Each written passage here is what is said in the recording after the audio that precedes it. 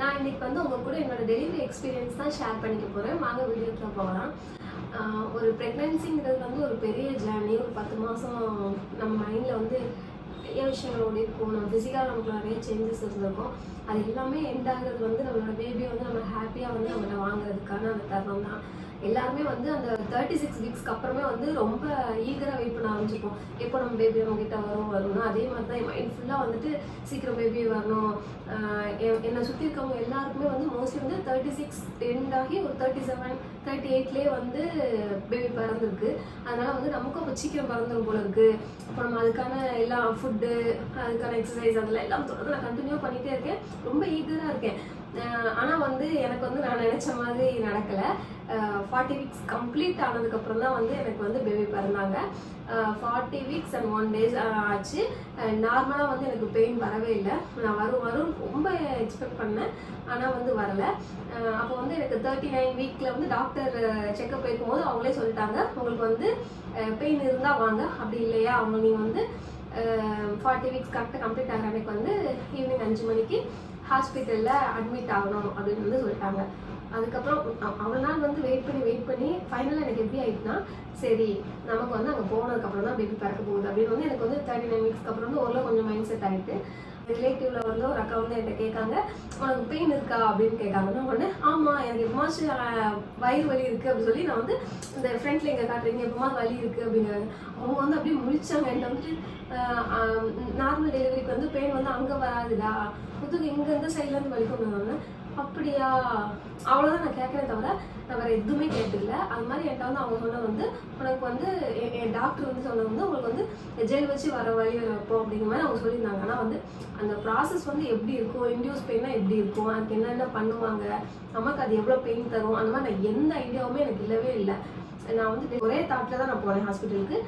நம்ம இன்னைக்கு நம்ம வலிக்க போகுது, வலி இருக்குங்கிறது வந்து நான் வந்து முன்னாடி இருந்தே அப்படியே ஃபுல் அண்ட் ஃபுல் வந்து மைண்டை வந்து ப்ரிப்பேர் பண்ணிகிட்டே தான் இருந்தேன். அதனால் வந்து நமக்கு வலி இருக்க தான் போகுது. நம்ம லைஃப்பில் அது வந்து ஒரு நாள், அந்த ஒரு நாள் நம்ம வந்து எப்படியாவது கடந்துட்டோம் அப்படின்னா நம்ம லைஃப் ஃபுல்லாக ஹாப்பியாக இருக்க போகிறோம்.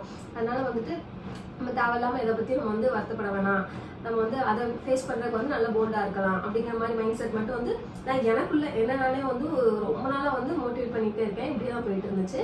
அப்போ வந்துட்டு 40 வீக்ஸ் வந்து எனக்கு ஒரு வியாழக்கிழமை அன்னைக்கு வந்து கம்ப்ளீட் ஆகுது. 5 மணிக்கு வந்துட்டு நான், எங்கள் அம்மா, எங்கள் அப்பா, என் ஹஸ்பண்ட் எல்லோரும் வந்து ஹாஸ்பிட்டலுக்கு போகிறோம். ஹாஸ்பிட்டல் போகிறோம் வந்து ஒரு எப்படி ஹாஸ்பிட்டல் போகிற மாதிரி ஒரு ஜேர்னியே கிடையாது. எனக்கு வந்து ஏதோ டூர் போகிற மாதிரி தான். டூர் போனால் என்ன பண்ணுவோம், ஒரு பேக் நல்லா பேக் பண்ணிவிட்டு, நல்லா மேக்கப் பண்ணிவிட்டு, நல்லா ஹேர் ஸ்டைல்லாம் நான் வந்து நல்லா இங்கே பின்னி இந்த மாதிரிலாம் ஹேர் ஸ்டைல் பண்ணிவிட்டு, திரும்பி பேக்கில் வச்சுக்கிட்டு லிப்ஸ்டிக்லாம் போட்டு அப்படி ஒரு மாதிரி ஒரு ஜாலி மூடில் தான் நான் போகிறேன். மணிக்கு வர சொல்லியிருந்தாங்க. நாங்கள் வந்து அங்கே ரீச் ஆகும்போது ஒரு 6 கிட்ட இருக்கும். 6 ஆனோடனே எங்கள் டாக்டர் பார்க்கும்.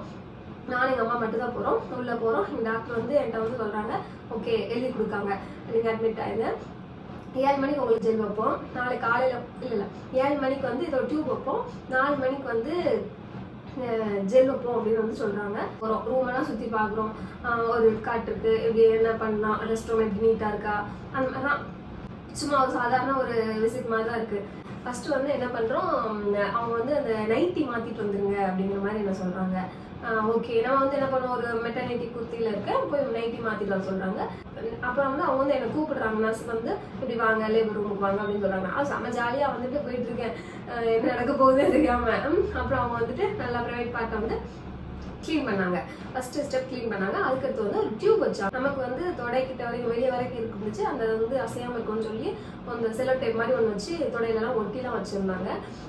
ஆனால் நான் ரொம்ப பெயினாக இருந்துச்சு. நான் எக்ஸ்பெக்ட் பண்ணவே இல்லை சடனாக வந்து இவ்வளோ பெயினாக இருக்கும்னு. அதை உள்ளே வச்ச உடனே நம்ம வந்து வழியில் வந்து அந்த இடுப்பு அப்படி தூக்கணும்னு அவங்க வந்து என்ன சொல்கிறாங்கன்னா, இடுப்பு தூக்கக்கூடாது, நீங்கள் நமக்கு படுங்க அந்த உட்காந்து படுங்க அந்த லேபர் பொசிஷன்லாம் பார்த்துப்பீங்களா, அந்த மாதிரி பொசிஷனில் படுக்க வைக்காங்க. அப்புறம் அவங்க ஃபிக்ஸ் பண்ணிட்டாங்க, அனுப்பி விட்டாங்க. உடனே அப்போ என்ன கேட்காங்க, உங்களுக்கு வலி இருந்துச்சு அப்படிங்க. நான் சொல்கிறேன் எனக்கு வலி இல்லவே இல்லை அப்படின்னு நான் சொல்கிறேன். ஆனால் அவங்க வந்து எந்த வலியுமே கொஞ்ச நேரத்துக்கு வந்து எனக்கு தெரியவே தெரியல. உடனே பக்கத்தில் இன்னொன்று சொல்கிறாங்க, இப்போ தானே வச்சிருக்கு, போக போக எப்படி வலி வரதானே செய்யும் அப்படின்னு சொல்கிறாங்க. அவனை வலி வருமா, என்ன எப்படி இருக்குமா இருக்கும். அப்போ தான் எனக்கு வந்து கொஞ்சம் எப்படி இருக்கும் பெயின் அப்படின்னு வந்து மைண்டில் லைட்டாக ஓடுது. அதுக்கப்புறம் அங்கேருந்து கிராஸ் பண்ணி நான் என்ன பண்ணுறேன், திரும்ப எங்கள் ரூமுக்கு ஷிஃப்ட் பண்ணிட்டாங்க. நாங்கள் எங்கள் ரூமில் வந்து இருக்கோம், கேஷாக நடந்து போயிட்டு தான் இருக்கோம். அப்போ வந்துட்டு திடீர்னு வந்து அந்த டியூப்லேருந்து அப்படியே ரத்தமாக வருது. ஆனால் எனக்கு எனக்கு பயமாயிட்டு எதுக்கு வருது அப்படின்னு. பெயின் வருது, அந்த பெயின் வரும்போது அந்த பிளட் வருது. பிளட் வந்ததுக்கப்புறம் அப்புறம் கொஞ்ச நேரம் அப்படியே திரும்ப பெயின் போயிடுது. அதுக்கப்புறம் அந்த பிளட் வந்து வரது வந்து நின்றுது. இப்படியே தான் கண்டினியூவாக போயிட்டு இருக்கு. 7 o'clock வச்சாங்கன்னா எனக்கு வந்து 11 o'clock வரைக்கும் இந்த ஜேர்னி தான் ஆகிட்டு இருக்கு. வர வர அந்த வலி கூடிக்கிட்டே இருக்குது. நான் வந்து பெயினே இல்லாமல் நம்ம இருந்திருப்போம். சடனாக நமக்கு பெயின் இந்த மாதிரி பிளட் வரதை பார்த்துட்டு நமக்கு பயமா இருந்துச்சு. ஆனால் அடுத்த நாள் இருக்கிற பெயினை கம்பேர் பண்ணும்போது இன்னைக்கு இப்போ யோசிச்சு பார்த்தா அன்னைக்கு இருந்தது வந்து பெயினே இல்லை அப்படின்னு தான் சொல்ல தோணுது. சரி, இப்படி ஜேர்னி வந்து நைட்டு போச்சு. அப்புறம் 11 மணி போல் வந்து டியூப் வந்து அந்த பலூன் வந்து விழுந்துட்டு அப்படின்னு சொல்லி அதை ரிமூவ் பண்ணிட்டு போயிட்டாங்க.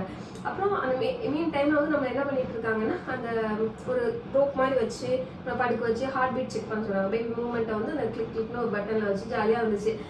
அது அன்னைக்கு முதல் நாள் பண்ணும்போது ஜாலியாக இருந்துச்சு. சரியா, அடுத்த நாள் தான் அதோட ரியாலிட்டியா நமக்கு அன்கம்ஃபர்டபுளாக இருக்கும்போது அது ரொம்ப கஷ்டமா இருந்த மாதிரி இருந்துச்சு.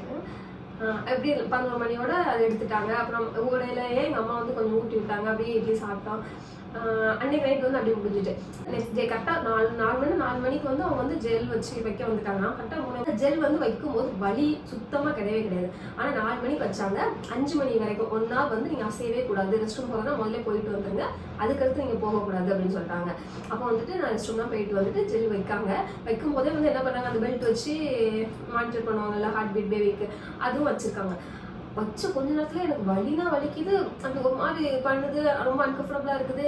நான் அப்புறம் வந்துட்டு ஒரு 5 o'clock ஆன உடனே படப்படன்னு இருந்துச்சு. அப்போ திரும்ப ரெஸ்ட் ரூம்லாம் போயிட்டு வந்து திரும்ப நான் நினைச்சேன் ரெஸ்ட் ரூம்லாம் போயிட்டு வந்தோம் கொஞ்சம் ரிலாக்ஸ் டைம் போல இருக்கு அந்த பெயின் அப்படின்னா நம்மளா ஒரு தாட்ல.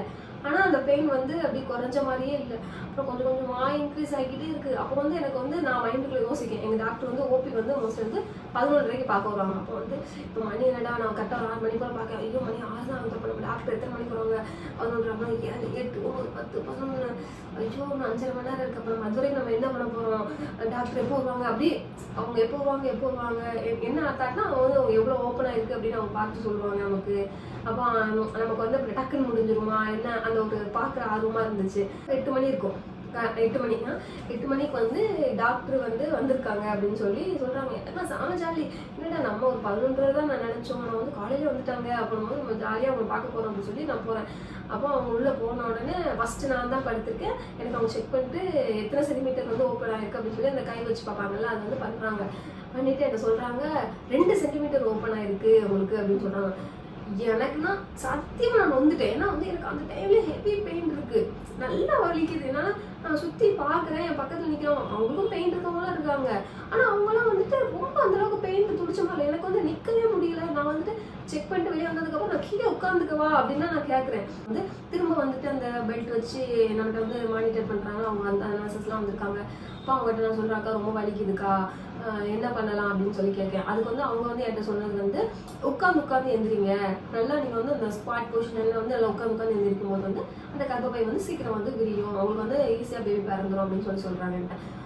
ஒரு ஸ்டெப் கூட வந்து என்னால் எடுத்து வைக்கவே முடியல. நல்லா தெரிஞ்சுட்டாங்க. நான் படுத்தே தான் இருக்கேன். அந்த 20 நிமிஷம் அவங்க அந்த 20 நிமிஷம் ஆகுமா, 20 நிமிஷத்துக்கு அப்புறம் அந்த பெல்ட் எடுத்துட்டு போயிட்டாங்க. அப்போ வந்து யோசிச்சுட்டு இருக்கேன், நம்மளால நடக்க முடியலையே என்னடா அப்படின்னு. அப்போ அந்த டைம்ல என்ன யோசிச்சு பேசி மனசுக்குள்ள நமக்குள்ள பெயின்ல நம்ம என்னடா அப்படின்னு யோசிச்சுட்டு இருக்கும்போது டக்குனு ஒரு பலூன் வெடிச்ச மாதிரி ஒரு சத்தம். அதில் வந்துட்டு ஒரு மாதிரி நமக்கு பீரியட்ஸ் வந்து அவங்க அந்த பிளட் வர ஒரு ஃபீல் எப்படி இருக்கும், அந்த மாதிரி எனக்கு ஒரு ஃபீல் இருக்கும்னு நான் நினச்சிட்டேன். நேற்று நைட்டு பிளட் வந்த மாதிரி. ஸோ இன்றைக்கும் வந்து நமக்கு வந்து லைட்டாக பிளட் வருது போல இருக்குது. அந்த டாக்டர் கையை விட்டு பார்த்துருக்காங்கல்ல, அதனால வந்து நமக்கு அப்படி ஆயிருக்கு அப்படின்னு நான் நினச்சிட்டு இருக்கேன். அப்போ பார்த்தா திரும்ப வந்து தண்ணி கடகடன்னு வருது. ஆனால் வந்து எனக்கு கொஞ்சம் பிளட்டு மிக்ஸ் ஆகி ஒரு மாதிரி ரெட்டிஷாக வந்துச்சு. ஒரு ரெட்டு தண்ணி லிக்விடாக தான் இருக்குது, ஆனால் அதில் மைல்டாக ஒரு ரெட் கலர் தெரிகிற மாதிரி இருக்குது. உடனே எங்கள் அம்மா வந்து திரும்ப போய் சொல்லிட்டு வராங்க. அப்போ வந்துட்டு அந்த ஹெட் நர்ஸ் வராங்க. அவங்ககிட்ட நான் கேட்கேன், அக்கா தண்ணி கூட உடஞ்சா வந்து என்னக்கா ஆகும் அப்படின்னு நான் கேட்கணும். அதுக்கு அவங்க வந்துட்டு வலி தான் கூடும் அப்படிங்காங்க. எனக்கு இன்னும் விருப்பாயிட்டு, என்னடா இன்னும் வலிக்கும்னாங்க, இன்னும் கூடுமா, அப்போ இதுவே எப்படி இருக்கு அப்படின்னு சொல்லி அப்படி ஒரு மைண்ட் அப்செட் ஆகிட்டு. அப்போ காலையிலேருந்து 4 மணி நல்லா பாருங்க, 4 மணிக்கு ஜெல் வச்சுருக்காங்க. 4 மணிலேருந்து என் ஹஸ்பண்டோட பொசிஷனே என்னென்னா முதுகுல இந்த இடத்துல வந்து பின்னாடி வச்சு இப்படி வச்சு தேய்ச்சிக்கிட்டே தான் இருக்காங்க.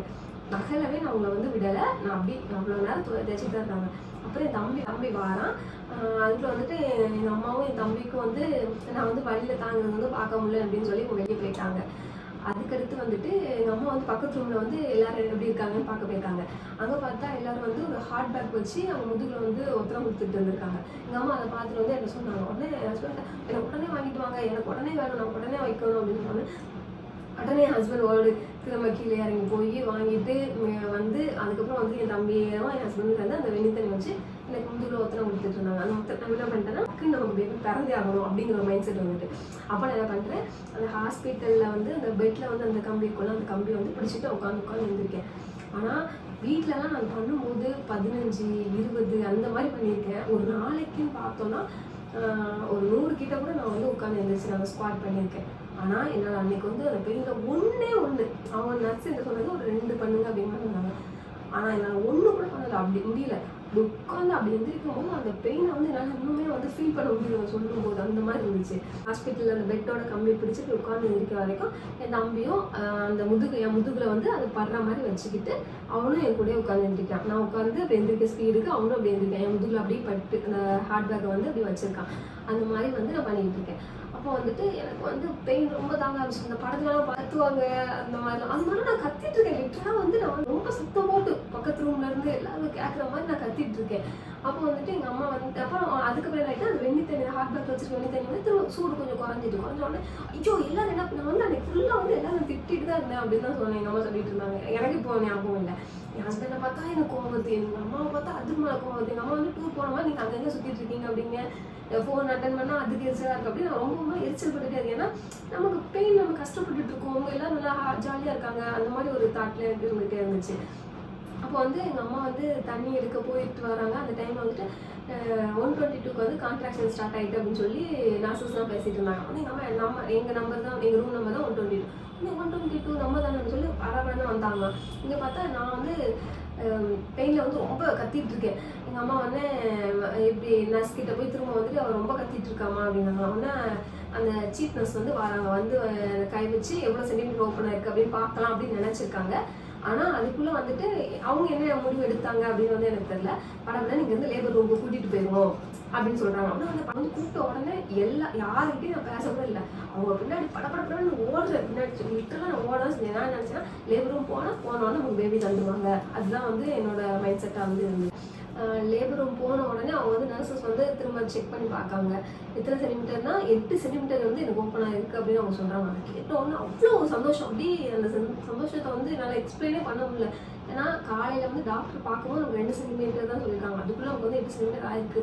ஆனால் ஓகே நம்மளால் முடியும், நம்மளால் சீக்கிரமாக பேபியை வந்து புஷ் பண்ணி பெற்றுடலாம் அப்படின்னு சொல்லி அப்போ தான் ஒரு நல்ல ஒரு செம்ம கான்ஃபிடென்ட் ஆகுது. அப்புறம் வந்துட்டு அந்த லேபர் அந்த பெட்டில் படுக்க வைக்காங்க.